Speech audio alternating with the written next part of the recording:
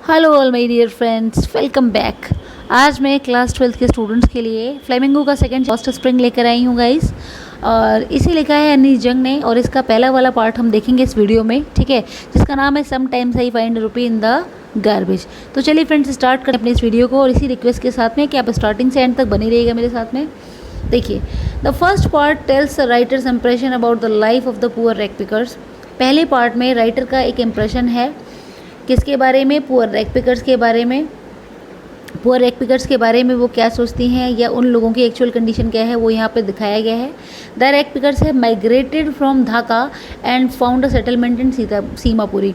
ये जो poor rag pickers हैं, they have migrated from Dhaka. Dhaka जो है बांग्लादेश की कैपिटल है, वहाँ से ये लोग माइग्रेट करके आए हैं और फाइनली सेटल हो गए हैं सीमापुरी में।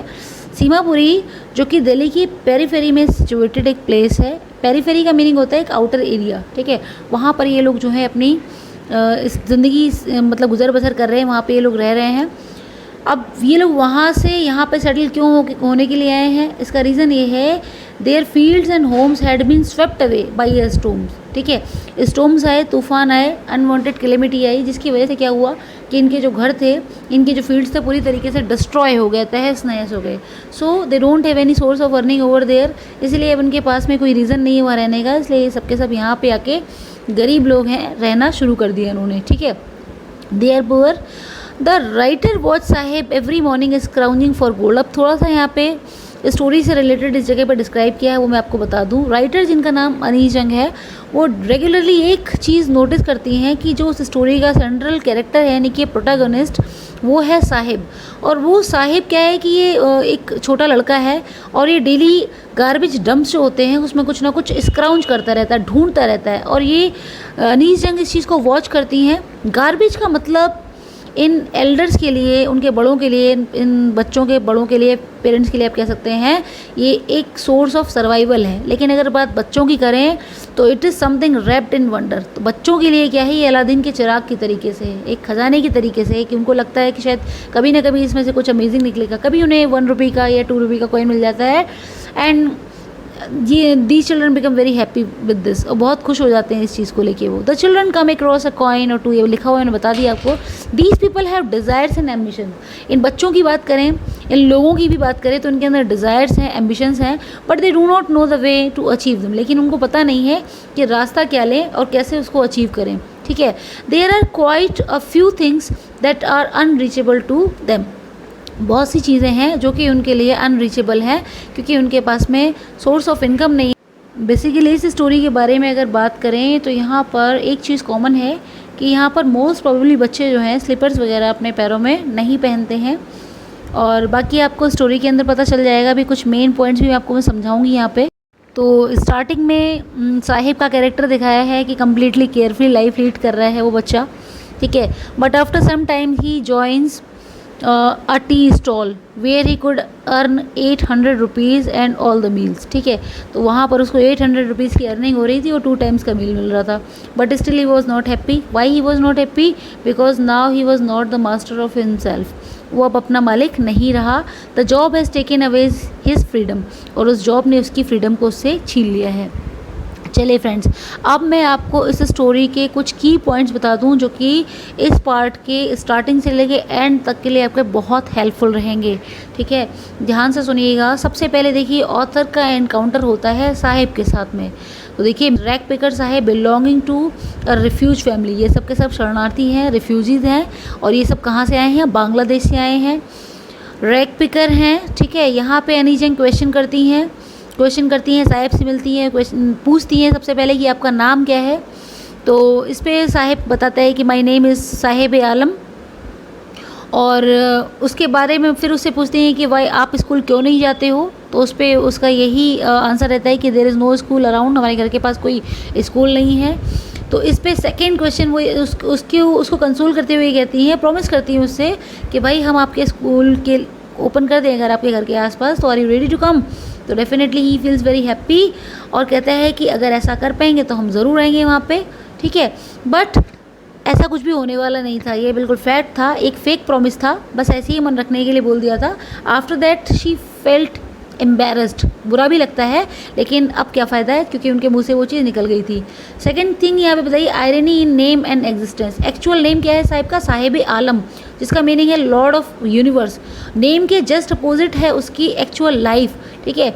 But he is completely deprived of even basic needs.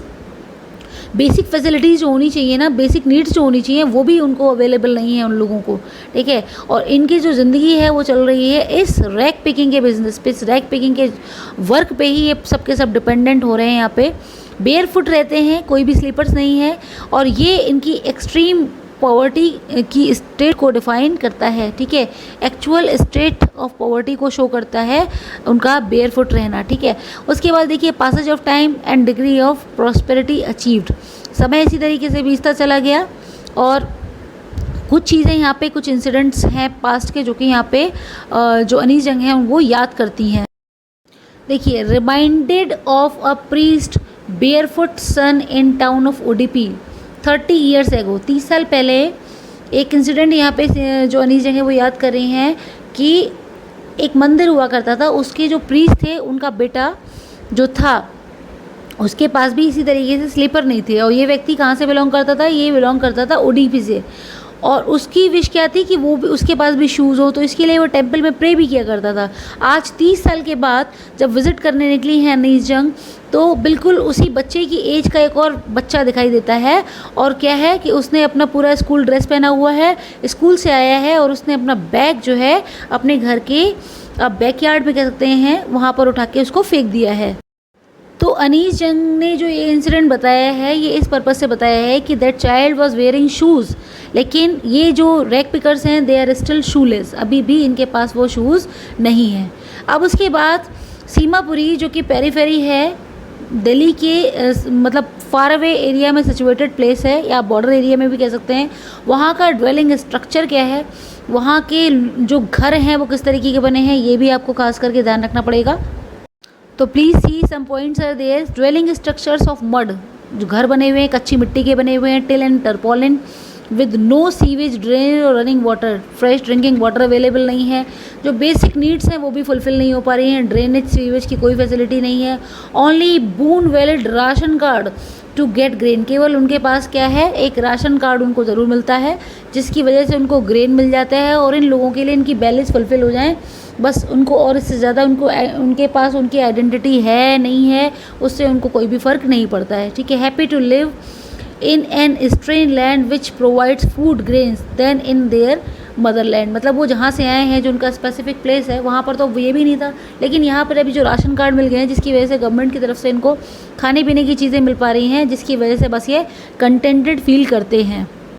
In other words you can say their life is just like a living hell, but still they have to live, they have to survive, ठीक है। इनके लिए food survival के लिए बहुत ज़रूरी है, सबसे ज़्यादा इंपॉर्टेंट की बेसिक नीड फुलफिल हो रही है, बस इसके अलावा क्या चीज़ नहीं है, क्या चीज़ है, इससे अब इन पे कोई भी इसके लिए सोचने के लिए लिटरेसी चाहिए, वो लिटरेसी रेट वहाँ पर नहीं है। लास्ट लाइन देख लीजिए friends, rag picking for elders their daily bread, बड़ों के लिए ये रैक पिकिंग डेली ब्रेड है, उनका वर्क है, ठीक है, लेकिन बच्चों के लिए सिर्फ सोर्स ऑफ वंडर है। तो डियर फ्रेंड्स, वीडियो अगर अच्छी लगी हो तो उसे लाइक करिएगा। ये वीडियो मैं ऑन डिमांड लेकर आई हूँ, और आपसे मैं इस चीज़ की रिक्वेस्ट भी करती हूँ कि आपको जो भी वीडियो चाहिए हो प्लीज़ आप मुझे बता सकते हैं। Please keep supporting me, thank you very much for watching. And अगर आपने मेरा चैनल अभी तक सब्सक्राइब नहीं किया है तो प्लीज़ सब्सक्राइब कर लीजिए, और बेल आइकन को प्रेस करके मेरे आने वाले नोटिफिकेशंस के लिए भी रेडी रहिए। Thank you very much again and again.